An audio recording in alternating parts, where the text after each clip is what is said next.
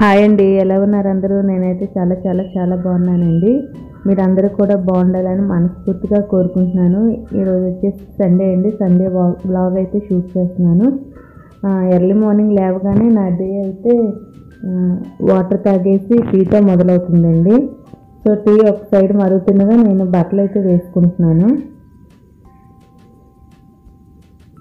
నాది LG washing machine ఉంది. 6.5 kgs వరకు అయితే ఉంటుంది. సో బట్టలు వేసుకున్న టైంలో నేను టీ అయితే మరిగించేసుకున్నాను కదండి. టీ కూడా తీసుకొని తాగుతున్నాను. ఎర్లీ మార్నింగ్ వేడివేడి టీతో క్లైమేట్ని ఎంజాయ్ చేసి తాగడం అంటే ఎంతమందికి ఇష్టమో కామెంట్ చేయండి. ఒకప్పుడు నాకు టీ అంటే పెద్దగా ఇష్టం ఉండేది కాదు, కానీ డెలివరీ టైంలో నాకు టీ అంటే చాలా ఇష్టంగా అయిపోయింది. సో టీ తాగే టైంలో మా హస్బెండ్ బయటకు వెళ్ళి టిఫిన్ అయితే తీసుకొచ్చారు.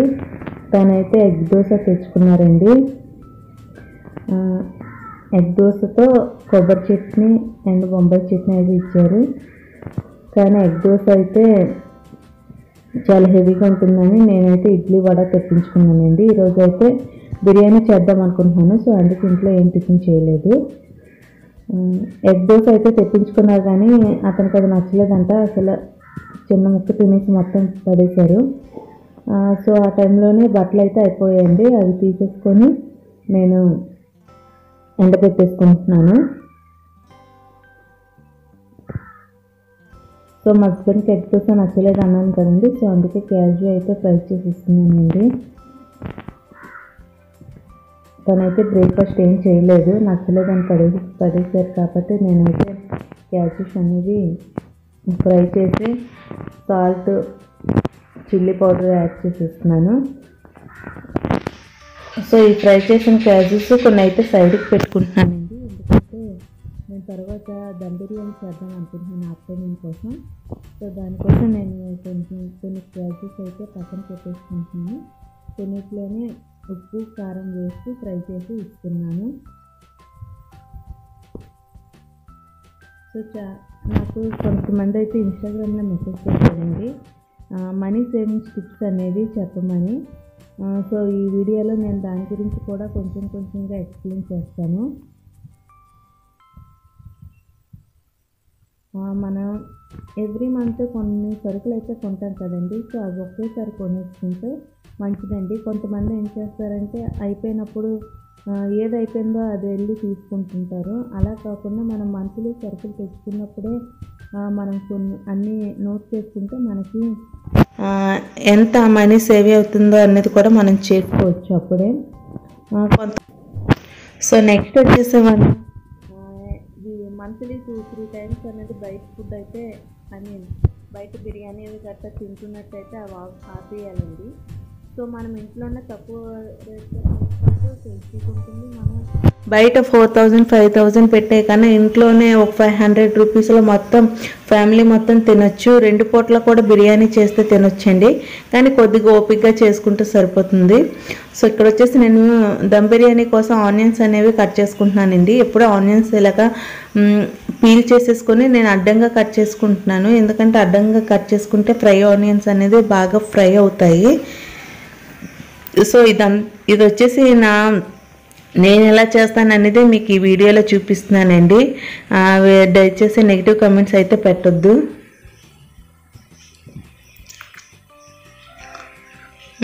నెక్స్ట్ వచ్చేసి మనం సేవ్ చేసేటప్పుడు ఫస్ట్ మన ఇంట్లో శాలరీ రాగానే ఫస్ట్ కొంత అమౌంట్ అనేది సేవింగ్స్లో తీసేసుకోవాలండి. అది ఖచ్చితంగా మనం వాడకూడదు. ఎప్పుడు సేవ్ చేసుకున్న తర్వాతే మనం ఖర్చు చేయాలి. అంతేకాని ఖర్చు చేశాక సేవింగ్ అనేది ఎప్పుడు చేసుకోకూడదండి. ఫస్ట్ మనం సేవ్ చేసుకున్న తర్వాతే ఖర్చు చేయాలి. మిగిలిన ఖర్చు చేసే దాంట్లో ఏవైనా అమౌంట్ ఉంటే మనం అది కూడా సేవింగ్స్లో పెట్టేసుకోవచ్చు. ఎప్పుడైనా బయట ఫుడ్ కాకుండా ఇంట్లోనే ఫుడ్ చేసుకొని ఇంట్లోనే ఏదైనా చేసుకుంటే మనకి ఖర్చులు అనేవి చాలా వరకు తగ్గుతాయండి. అదేవిధంగా మూవీస్కి వెళ్తుంటారు, వాటి ఖర్చు కూడా చూడొచ్చు, చూడకూడదని కాదు. మనకైతే కొన్ని మూవీస్ ఇంట్లోనే వస్తాయి. ప్రజెంట్ అందరి దగ్గర స్మార్ట్ టీవీసే ఉన్నాయి నాకు తెలిసి, ఎక్కడో రేర్ చిన్న టీవీ ఉండడం. సో మన అదే మూవీని ఇంట్లో చూసుకుంటే అందరితో చూసుకోవచ్చు. మనకి మూవీ అయ్యే కాస్ట్ కూడా తగ్గుతుందండి. ఇప్పుడు మూవీ టికెట్కి 100 రూపీస్ పెట్టామంటే అక్కడ స్నాక్స్కే 200-300 పెట్టాలి. ఖచ్చితంగా మూవీ చూసేటప్పుడు స్నాక్స్ తినకుండా ఎవరు ఉండరు కదండి. సో మనం థియేటర్కి అదే ఆపేస్తే మనకు కొంత అమౌంట్ అనేది మిగులుతుందండి. సో ఇప్పుడు నేనైతే ఫ్రైడ్ ఆనియన్స్ ఏమో ఫ్రై చేసుకుంటున్నాను. కొంచెం బ్రౌన్ షేడ్లో వస్తే తీసేయొచ్చండి, ఎందుకంటే వాటి వేడికి ఇంకా బ్రౌన్ షేడ్ అయిపోతాయి. కొంచెంగా వేసుకోవాలి ఎప్పుడైనా ఫ్రై చేసేటప్పుడు. అంతా ఒకేసారి వేసుకుంటే ఆనియన్స్ అనేది సరిగా వేగకుండా ఉంటాయండి. సో మన ఆనియన్స్ ఎప్పుడైనా ఫ్రీగా ఉండేటప్పుడు ఇలా ఆనియన్స్ కూడా ఫ్రై చేసుకొని ఉంచేసుకుంటే మనకి స్టోర్ అయి ఉంటాయండి. మనకు ఒక్కొక్కసారి నేను అలానే చేస్తాను. ఎప్పుడైనా ఖాళీ టైంలో ఆనియన్స్ చేసేటప్పుడు అలా ఫ్రై చేసుకొని ఫ్రిడ్జ్లో స్టోర్ చేసుకొని ఉంచుతానండి. సో అప్పుడు మనం ఎప్పుడు బిర్యానీ తీసుకోవాలనుకుంటే ఈజీగా అయిపోతుంది. నెక్స్ట్ వచ్చేసి నేను ఇప్పుడు చికెన్ అయితే మ్యారినేట్ చేసుకుంటాను. చికెన్లో ఫస్ట్ సాల్ట్ వేసి నేను చికెన్ బాగా పట్టిస్తాను, అప్పుడే మిగిలినవన్నీ పడతాయి. పసుపు, కారం, అల్లం వెల్లుల్లి పేస్ట్, పచ్చిమిర్చి, ఫ్రై చేసిన ఆనియన్స్ వేసుకుంటున్నానండి. దాని తర్వాత మనం ఇందులోనే మసాలాలు కూడా వేసేసుకోవాలి. సో దానికి కావాల్సిన కర్డ్ కూడా వేసుకుంటున్నానండి. దమ్ బిర్యానీలో కర్డ్ ఎంత వేస్తే అంత సాఫ్ట్గా పీసెస్ అన్నీ వస్తాయి. తర్వాత అరచక్కర అంతా తిప్పుకొని అది కూడా వేసుకుంటున్నాను. క్రషర్ ఉంటుంది కానీ నేను ఎప్పుడు చేత్తోనే పిండుతానండి, ఎందుకంటే చేత్తోనే ఎక్కువ జ్యూస్ వచ్చేటట్టు ఉంటుంది. తర్వాత గుప్పెడు కొత్తిమీర, గుప్పెడు పుదీనా కూడా వేసుకోవాలండి. చికెన్ దమ్ బిర్యానీకి అయితే పుదీనా మంచి ఫ్లేవర్ ఇస్తుంది. తర్వాత స్పైసెస్ అన్నీ వేసుకోవాలి. లవంగాలు, దాల్చిన చెక్క, అనాస పువ్వు, అనాసకాయ, జాపత్రి, యాలకులు అన్నీ వేసుకొని బాగా మిక్స్ చేయాలండి. లాస్ట్లో మన ఆనియన్ ఫ్రై చేసుకున్న ఆయిల్ కూడా వేసుకోవాలండి. ఈ ఆయిల్ వేయడం వల్ల కూడా ముక్క అనేది చాలా సాఫ్ట్గా అవుతుంది. సో ఇవన్నీ వేసుకున్న తర్వాత ప్రతి ముక్కకి మసాలా అంతా పట్టేలాగా బాగా మిక్స్ చేసుకోవాలండి. మనం ఎంత మిక్స్ చేసుకుంటే దమ్ బిర్యానీ అనేది అంత టేస్ట్ అయితే ఉంటుంది.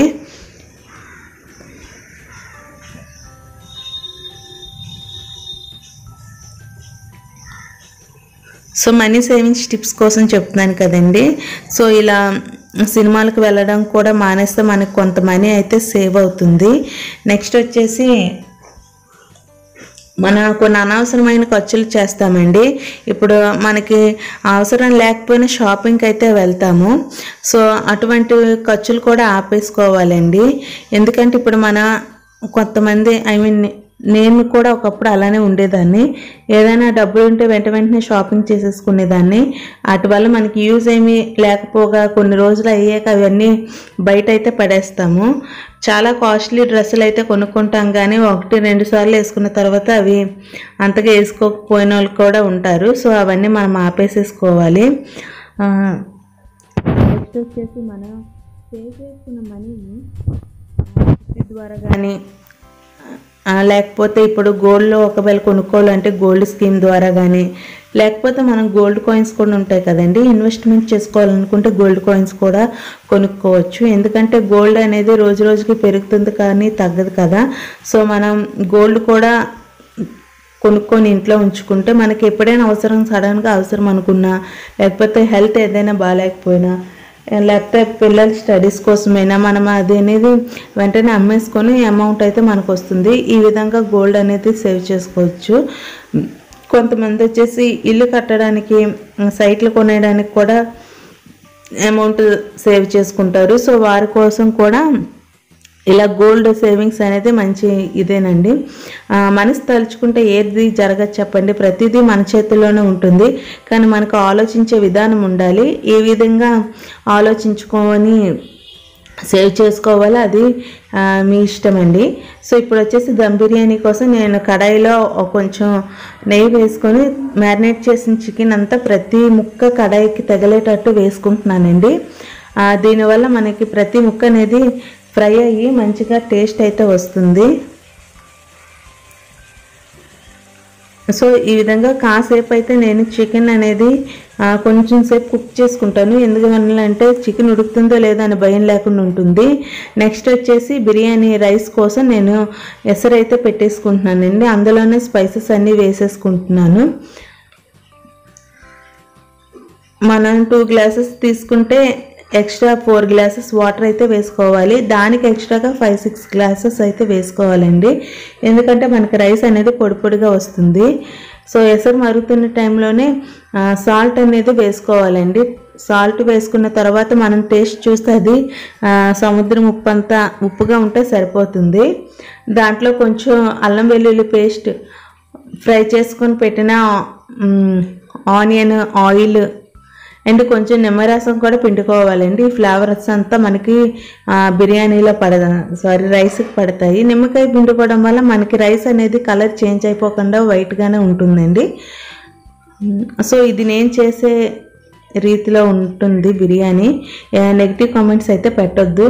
ఒక సైడ్ మరుగుతున్న టైంలోనే నేను ఇంతకుముందు ఎగ్స్ అనేది బాయిల్ చేసుకోవడానికి పెట్టుకున్నాను కదా. సో ఎగ్స్ అనేది షెల్ తీసేసి పెట్టుకుంటున్నానండి. బిర్యానీ అంటే చాలామంది ఖచ్చితంగా ఎగ్ ఉండాలి. మా ఇంట్లో కూడా అంతే.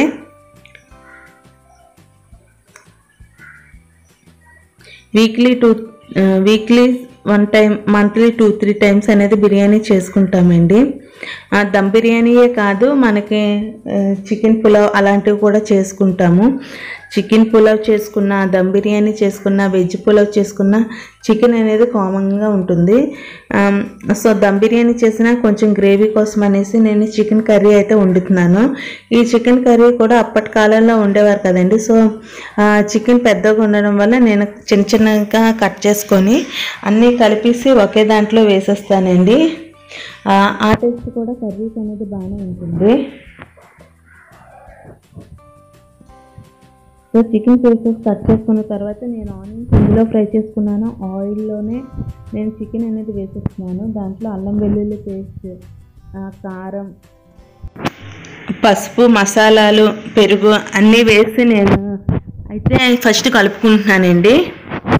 ఇలా కలుపుకోవడం వల్ల ప్రతి పీస్కి, ఇంతకుముందు చెప్పినట్టు ప్రతి పీస్కి మసాలాస్ అన్నీ బాగా పడతాయి. నెక్స్ట్ వచ్చేసి ఆనియన్స్, పచ్చిమిర్చి, కరివేపాకు అన్నీ, టొమాటోలు అన్నీ కూడా అందులోనే వేసి బాగా మిక్స్ చేసుకుంటున్నాను. సో ఇది మనం దమ్ముకి పెడతాం కదండి. ఆ టైంలో దీన్ని బాగా మ్యారినేట్ చేసుకొని ఒక 1/2 అవర్ ఉంచితే చాలండి. మనకి చికెన్ కర్రీ అయితే బాగానే వస్తుంది. మన అమ్మమ్మలు, నానమ్మల కాలంలో అయితే ఈ విధంగానే చేశారండి. సో వాళ్ళైతే ఎక్కువ మసాలాలు అవి కూడా ఎక్కువ ప్రిఫర్ చేసేవారు కాదు. సో ఇలా చికెన్ మ్యారినేట్ చేసుకునేలోగా నాకు ఎసరైతే మరిగిపోయిందండి. సో అందులో నేను బిర్యానీ రైస్ అయితే వేసేసుకుంటున్నాను.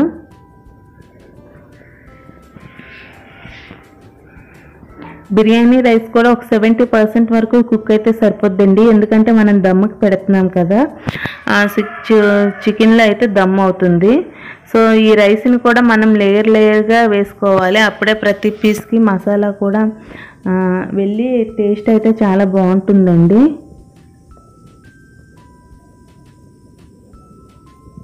రైస్ వేసేసుకున్న తర్వాత పైన వచ్చేసి నేను పుదీనా, ఫ్రైడ్ ఆనియన్స్ అండ్ ఇందాకలా స్టార్టింగ్లో చూపించాను కదండి క్యాషు ఫ్రై చేసుకున్నది, అది కూడా వేసేసుకొని పైన కొంచెం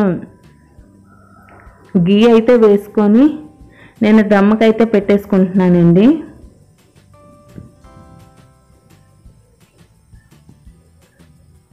గీ కూడా నచ్చితే ఎక్కువ వేసుకోవచ్చు, కానీ నచ్చలేని వాళ్ళు అయితే కొంచెం సరిపోతుంది.